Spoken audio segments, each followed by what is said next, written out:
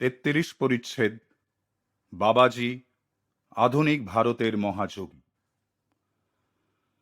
বদ্রীনারায়ণের কাছে উত্তর হিমাচল প্রদেশের শৈলশিখর, লাহিড়ী মহাশয়ের গুরু বাবাজি মহারাজের দিব্য উপস্থিতিতে এখনো এক পুণ্য স্থান।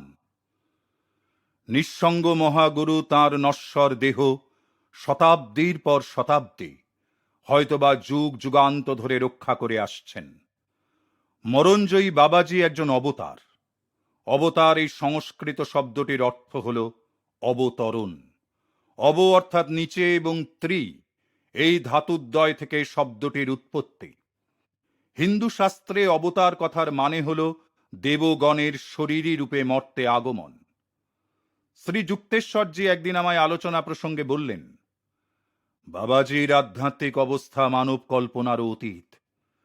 মানুষের ক্ষুদ্র দৃষ্টি তার অতীন্দ্রিয় আধ্যাত্মিক জ্যোতি ভেদ করতে অক্ষম। এই অবতারে যোগৈশ্বর্য কল্পনাই করা যায় না, এ একেবারে ধারণার অতীত। উপনিষদে আধ্যাত্মিক উন্নতির প্রতিটি অবস্থার সূক্ষ্মাতিসূক্ষ্ম শ্রেণী বিভাগ করা হয়েছে।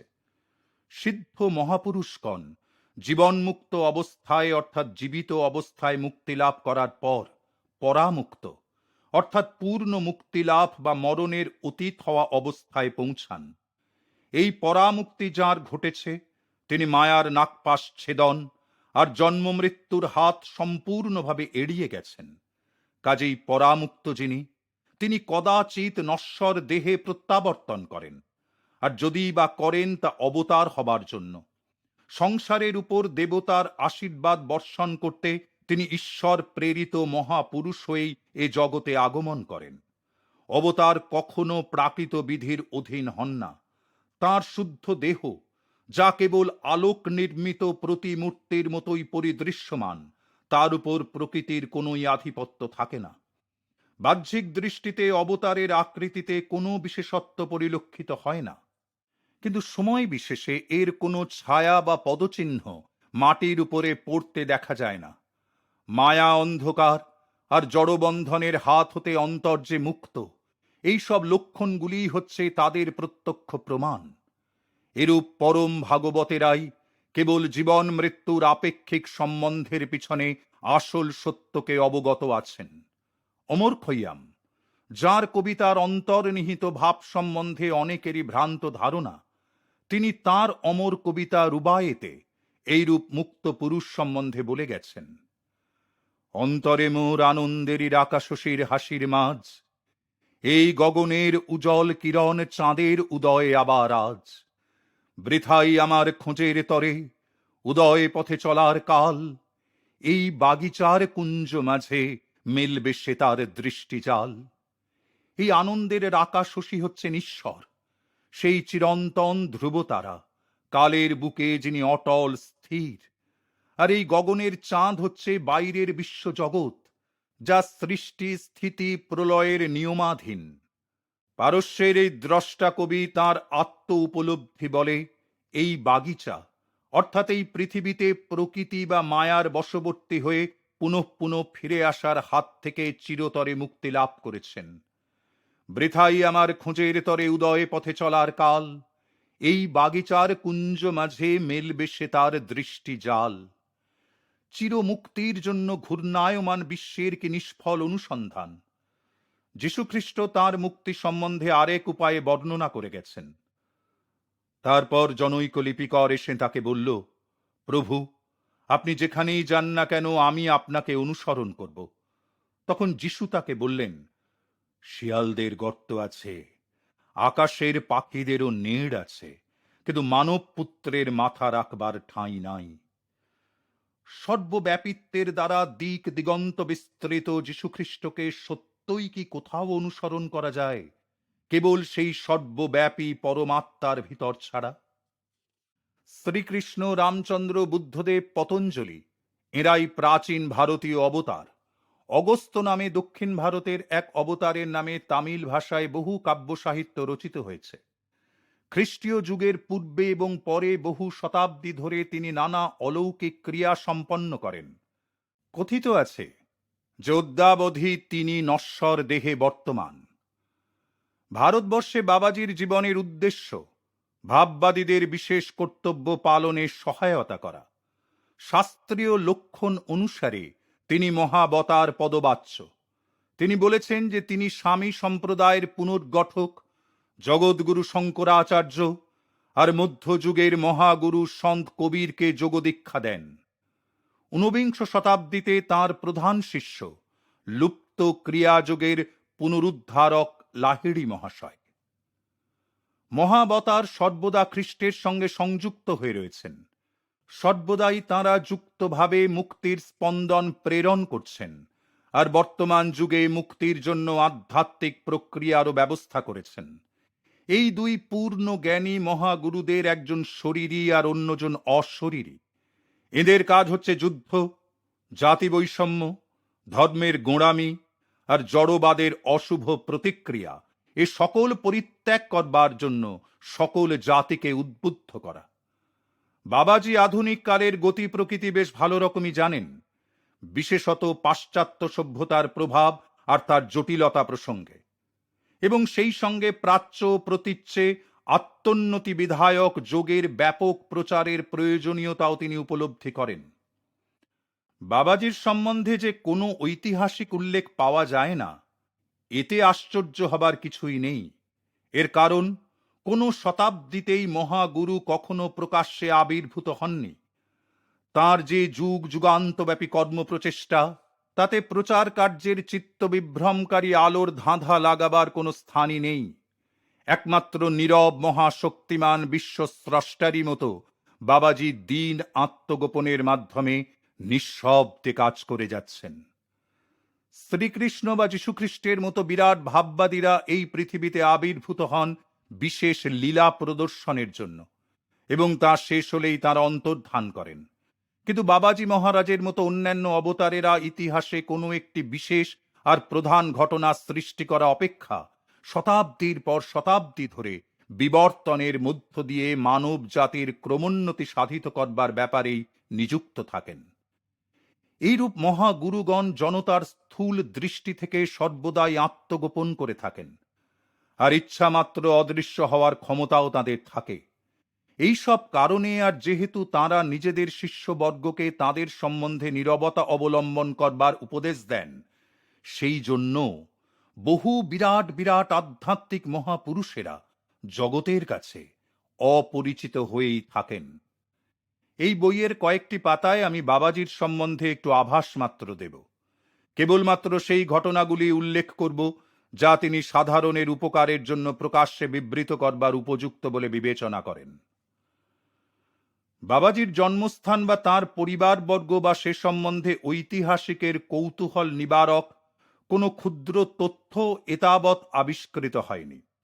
সাধারণত যদিও তিনি হিন্দিতে কথাবার্তা বলেন, তবুও তিনি যে কোনো ভাষায় অবলীলাক্রমে আলাপ করতে পারেন। তিনি নিজে বাবাজি এই অত্যন্ত সাদা সিধে নামটি গ্রহণ করেছেন। লাহিড়ী মহাশয়ের শিষ্যেরা আরও যেসব সম্মানজনক উপাধি সংযোগে তাকে অভিহিত করেন, সেগুলি হল মহামুনি বাবাজি মহারাজ, মহাযোগী, ত্রম্বক বাবা, শিব বাবা। সবই শিবাবতারের নাম। পরামুক্ত, জন্ম মৃত্যু বন্ধনের অতীত এই মহাগুরুর সংসার জীবনের কোনো নাম আমাদের জানা নেই বলে কি কিছু আসে যায়? লাহিড়ী মহাশয় বলতেন, যখনই কেউ ভক্তিভরে বাবাজির নাম উচ্চারণ করে, সঙ্গে সঙ্গে সেই ভক্তের উপর বাবাজির আধ্যাত্মিক আশীর্বাদ বর্ষিত হয়। অমর মহাগুরুর দেহে বয়সের কোনো চিহ্নই পরিলক্ষিত হয় না। দেখলে তাকে 25 বছরের এক যুবা ছাড়া আর কিছুই বোধ হয় না। উজ্জ্বল বর্ণ, মধ্যমাকৃতি, বাবাজির অনিন্দ সুন্দর বলিষ্ঠ দেহ হতে একটা অপূর্ব জ্যোতি বিনির্গত হচ্ছে। চক্ষু দুটি ঘন কৃষ্ণবর্ণ, শান্ত স্নিগ্ধোজ্জ্বল। তাঁর সুদীর্ঘ উজ্জ্বল কেশপাশ তাম্রবর্ণ। কখনো কখনো লাহিড়ী মহাশয়ের মুখের সঙ্গে বাবাজির মুখের নিকট সাদৃশ্য দেখতে পাওয়া যায়। সময় বিশেষে এই সাদৃশ্য এত অদ্ভুত হয় যে পরবর্তীকালে লাহিড়ী মহাশয় যুবকের মতো দেখতে বাবাজি মহারাজের পিতা বলে অনায়াসে পরিচিত হতে পারতেন। আমার সাধু প্রকৃতি সংস্কৃতের শিক্ষক মহাশয় স্বামী কেবলানন্দজি বাবাজি মহারাজের সঙ্গে হিমালয়ে কিছুদিন কাটিয়েছিলেন। কেবলানন্দজি আমায় বলেছিলেন, সেই অদ্বিতীয় মহাগুরু হিমালয়ে তাঁর দলবল নিয়ে স্থান হতে স্থানান্তরে পরিভ্রমণ করেন।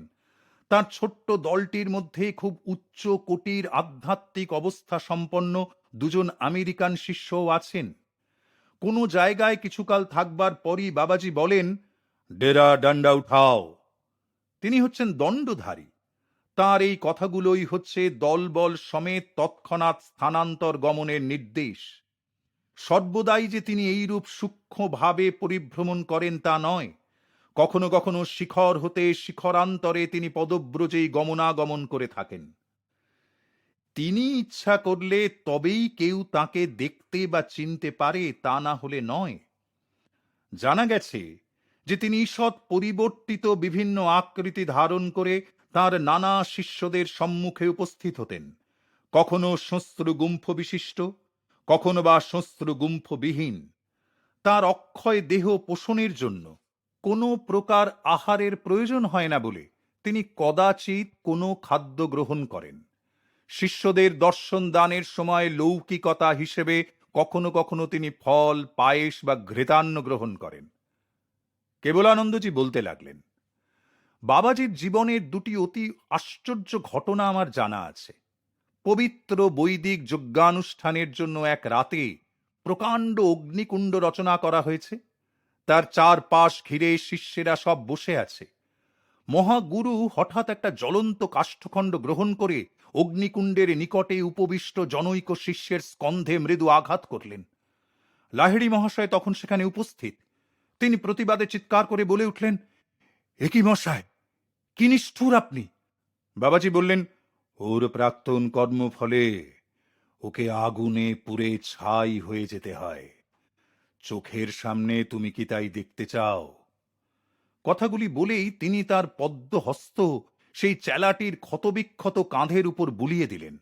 তারপর বললেন, আজ রাতে আমি তোমাকে যন্ত্রণাদায়ক মৃত্যুর হাত থেকে মুক্তি দিলাম।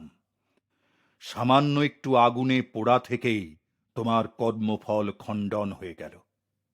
আরেকবার বাবাজির সঙ্গেকার সেই সাধু সংঘকে জনৈক অপরিচিতের আগমনে বিশেষ বিব্রত হতে হয়েছিল। গুরুর আস্তানার কাছে পাহাড়ের একটা দুর্গম পাড় বেয়ে লোকটা সে সময় আশ্চর্য দক্ষতার সঙ্গে সেই জায়গায় উঠে পড়েছিল। অপরিসীম ভক্তিতে উজ্জ্বল বদন আগন্তুক বাবাজিকে দেখেই বলে উঠল, প্রভু, প্রভু, আপনি নিশ্চয়ই সেই মহাগুরু বাবাজি। এইসব দুর্গম পাহাড়ে পর্বতে কত মাস ধরে যে আমি আপনাকে অবিরাম সন্ধান করে ফিরেছি, তা আর কি বলবো। আপনার পায়ে পড়ি, দয়া করে আমায় আপনার শিষ্য করে নিন। গুরুজি কোনোই উত্তর দিলেন না দেখে লোকটি পায়ের নিচে এক গভীর পাহাড়ের খাদ দেখিয়ে বলল, যদি আপনি প্রত্যাখ্যান করেন তাহলে আমি এই পাহাড় থেকে লাফিয়ে পড়ব। ভগবানকে লাভ করতে গেলে আপনার মতো লোকের কাছ থেকেই যদি না উপদেশ পেলাম, তবে আর আমার জীবনের মূল্য রইল কি? বাবাজি ভাবলেশীন মুখে শুধুমাত্র বললেন, পড়ো তাহলে লাফিয়ে। তোমার এখনকার অবস্থায় আমি তোমায় গ্রহণ করতে পারি না। লোকটি তৎক্ষণাৎ সেই পাহাড় থেকে লাফ দিয়ে পড়ল। সেখানে উপস্থিত সাধুদের তো ভয়ে বিস্ময়ে বাকশক্তি লোপ পেল। বাবাজি তাঁর হতবাক শিষ্যদের সেই অপরিচিতের দেহটি কুড়িয়ে আনতে বললেন। তারা যখন ক্ষতবিক্ষত পিণ্ডাকার দেহটি নিয়ে উপরে উঠে এলেন, তখন সেই মহাগুরু আবার তাঁর দৈব হস্ত ওই মৃত দেহের উপর বুলিয়ে দিলেন। আশ্চর্য! লোকটি চোখ দুটি মেলে সেই সর্বশক্তিমান গুরুর পদতলে গভীর ভক্তির সঙ্গে সাষ্টাঙ্গে প্রণাম করল। বাবাজি মহারাজ তখন তার পুনরুজ্জীবিত চেলাটির প্রতি সস্নেহ দৃষ্টিপাত করে বললেন, এখন তুমি শিষ্য হবার জন্য উপযুক্ত হলে। তুমি খুব একটা কঠিন পরীক্ষা অতি সাহসের সঙ্গেই উতরে গেছ। মৃত্যু আর তোমায় স্পর্শ করতে পারবে না। এখন তুমি আমাদের এই অমর সাধু সংঘের একজন হলে।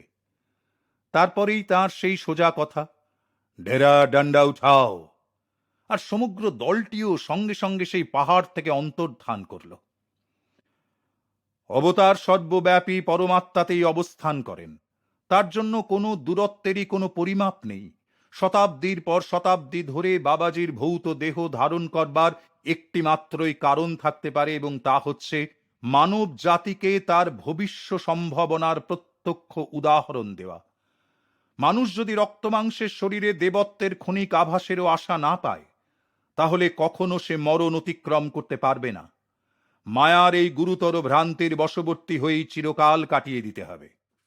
যীশুখ্রিস্ট পূর্ব হতেই তার জীবনধারার বিষয়ে অবগত ছিলেন।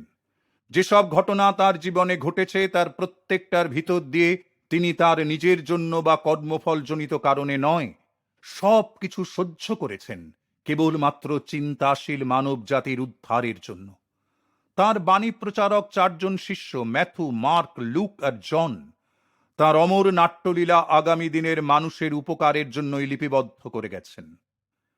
বাবাজির কাছে অতীত, বর্তমান আর ভবিষ্যৎ বলে কোনো আপেক্ষিকতার ছেদ নেই। আদিকাল থেকেই তার জীবনের সর্বাবস্থার কথা তিনি জানতেন। তবু মানবের সীমাবদ্ধ বোধ শক্তির গ্রহণযোগ্য করে তিনি এক বা একাধিক সাক্ষীর সম্মুখে তার দৈব জীবনের বহু লীলা প্রকটিত করেছেন। এইরূপ একটা ব্যাপার ঘটেছিল যখন বাবাজি মহারাজ তার নশ্বর দেহের অমরত্বের সম্ভাবনা ঘোষণা করবার পক্ষে সময় উপস্থিত হয়েছে বলে বিবেচনা করলেন। সে সময় লাহিড়ী মহাশয়ের একজন শিষ্যও সেখানে উপস্থিত ছিলেন। তিনি এই প্রতিশ্রুতি রামগোপাল মজুমদারের সমক্ষে করেছিলেন, যাতে করে ঘটনাটি অবশেষে সুবিদিত হয়ে অনুসন্ধিৎসু মনে অনুপ্রেরণা জাগায়। বড় বড় মহাত্মারা তাঁদের বাণী প্রদান করেও আপাত দৃশ্য স্বাভাবিক ঘটনার ধারাই অবলম্বন করেন, একমাত্র মানুষের মঙ্গলের কারণে। যীশুখ্রিস্ট ওই কথাই বলেছেন, পিত, আমি জানি যে তুমি আমার কথা সর্বদাই শুনে থাকো, কিন্তু এই যে সব লোক চারদিকে দাঁড়িয়ে আছে তাদের জন্যই এ কথা বললাম, যাতে করে এরা বিশ্বাস করতে পারে যে তুমি আমায় প্রেরণ করেছ। রণবাজপুরের সেই সর্বদর্শী যোগী, যিনি তারকেশ্বর তীর্থে আমার মাথা না নোয়ানোর কথা জানতে পেরেছিলেন, সেই বিনিদ্র সাধু রামগোপাল বাবুর সঙ্গে সাক্ষাতের সময় তিনি বাবাজির প্রথম দর্শন লাভের অদ্ভুত ঘটনাটি বর্ণনা করেছিলেন। রামগোপাল বাবু বলেছিলেন, কখনো কখনো আমি নির্জন গুহা পরিত্যাগ করে কাশীতে লাহিড়ী মহাশয়ের চরণ প্রান্তে এসে উপস্থিত হতাম। একদিন গভীর রাত্রে তাঁর শিষ্যদের সঙ্গে নীরবে ধ্যানে বসেছি। গুরুদেব আমায় এক অদ্ভুত আদেশ করলেন, রামগোপাল, এক্ষুনি তুমি দশাশ্বমেধ ঘাটে চলে যাও। অতি দ্রুত সেই নির্জন স্থানে গিয়ে পৌঁছলাম। উজ্জ্বল নক্ষত্র আর চন্দ্রালোকে রাত তখন হাসছে। খুব ধৈর্য ধরে চুপ করে অনেকক্ষণ বসে আছি। হঠাৎ পায়ের কাছেই একটা প্রকাণ্ড প্রস্তর খণ্ডের দিকে আমার মনোযোগ আকৃষ্ট হলো। ধীরে ধীরে পাথরটা উপরে উঠতে লাগলো। নিচে দেখা গেল মাটির তলায় একটি গুহা। কোনো এক অজ্ঞাত উপায়ে পাথরটি উঁচু হয়ে দাঁড়িয়ে রইল, আর একটি সুসজ্জিতা অপরূপ রূপ ও লাবণ্যবতী সুন্দরী রমণী মূর্তি সেই গুহার ভিতর থেকে বেরিয়ে উচ্চে শূন্যে এসে দাঁড়ালেন। মূর্তিটির চতুর্দিক একটি মৃদু স্নিগ্ধ জ্যোতির্মণ্ডল বেষ্টিত। ধীরে ধীরে তিনি অবতরণ করে আমার সামনে এসে স্থির হয়ে দাঁড়ালেন, অন্তর গভীর ব্রহ্মানন্দে নিমগ্ন। অবশেষে একটু নড়ে চড়ে আমায় অতি ধীর শান্তস্বরে বললেন, আমি মাতাজি, বাবাজি মহারাজের ভগিনী।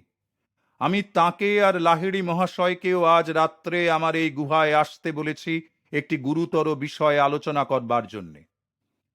বলা শেষ হবার সঙ্গে সঙ্গে নীহারিকা পুঞ্জের মতো যেন একটা আলোক পিণ্ড অতি দ্রুত বেগে গঙ্গা বক্ষের উপর দিয়ে ভেসে আসছে দেখা গেল। সেই অপূর্ব জ্যোতি গঙ্গার অস্বচ্ছ জলের উপর প্রতিফলিত হচ্ছিল। ক্রমশই সেটা নিকট হতে নিকটতর হতে লাগলো এবং অবশেষে নয়নান্ধকারী বিদ্যুৎ স্ফুরণের মতো একটা জ্যোতির বিকাশে সেটা মাতাজির পার্শ্বে এসে উপস্থিত হওয়া মাত্র তৎক্ষণাৎ তা ঘনীভূত হয়ে লাহিড়ী মহাশয়ের মানব মূর্তিতে পরিণত হল। তিনি সেই মহাযোগিনী সাধ্যের পদপ্রান্তে ভক্তিভরে প্রণাম নিবেদন করলেন। এই অভূতপূর্ব বিস্ময়ের ঘোর কাটিয়ে উঠতে না উঠতেই আবার দেখে হতবুদ্ধি হয়ে গেলাম যে রহস্যময় একটি চক্রাকার আলোকপিণ্ড আকাশ পথে পরিভ্রমণ করছে। সেই ঘূর্ণায়মান জ্বলন্ত অগ্নিপুঞ্জ আমাদের দলটির কাছে দ্রুত বেগে নেমে এসে একটি সুন্দর যুবকের দেহে পরিণত হল। দেখে তখনই বুঝতে পারলাম যে ইনি বাবাজি মহারাজ, দেখতে ঠিক লাহিড়ী মহাশয়েরই মতো। একমাত্র পার্থক্য এই যে বাবাজি মহারাজ দেখতে আরো অল্প বয়স্ক, আর তাঁর ছিল উজ্জ্বল সুদীর্ঘ কেশপাশ। লাহিড়ী মহাশয়, মাতাজি ও আমি সেই মহাগুরুর পুণ্য পাদপদ্মে নতজানু হয়ে প্রণাম নিবেদন করলাম। তার সেই দৈবী তনু স্পর্শ করা মাত্র অবর্ণনীয় আনন্দ গরিমার একটা স্বর্গীয় অনুভূতি আমার সকল সত্তা পরিপ্লাবিত করে তার প্রতি অনু পরমাণুকে পুলকাঞ্চিত করে তুলল। বাবাজি বললেন, কল্যাণিয়া ভগিনী, আমি আমার এ দেহ বিসর্জন দিয়ে পরব্রহ্ম সাগরে বিলীন হতে মনস্থ করেছি। সেই মহিমাময়ী মিনতি ভরা নয়নে তাঁর দিকে তাকিয়ে বললেন, পূজ্যপাদ গুরু মহারাজ, আমি আপনার অভিপ্রায়ের আভাস ইতিমধ্যেই পেয়েছি। সেই জন্যেই আজ রাত্রে আমি আপনার সঙ্গে এ সম্বন্ধে আলোচনা করতে চাই। দেহত্যাগ করবেন কেন বলুন তো? পরব্রহ্ম সাগরে আমার আত্মার তরঙ্গ, দৃশ্যই হোক আর অদৃশ্যই হোক, তাতে প্রভেদ কতটুকু? মাতাজি এবার অপরূপ চতুরতার সঙ্গে উত্তর দিলেন, মরঞ্জয়ী গুরুদেব, যদি কোনো প্রভেদ নাই থাকে তবে দয়া করে আপনি আর কখনো দেহত্যাগ করবেন না। বাবাজি গাম্ভীর্যের সঙ্গে বললেন, তবে তাই হোক। আমি কখনো আমার এ জড় দেহ আর পরিত্যাগ করব না। এই দেহ পৃথিবীতে অন্তত জনকতকের কাছেও সর্বদাই দৃশ্য হয়ে থাকবে। পরমেশ্বর তোমার মুখ দিয়েই তাঁর অভিপ্রায় ব্যক্ত করলেন।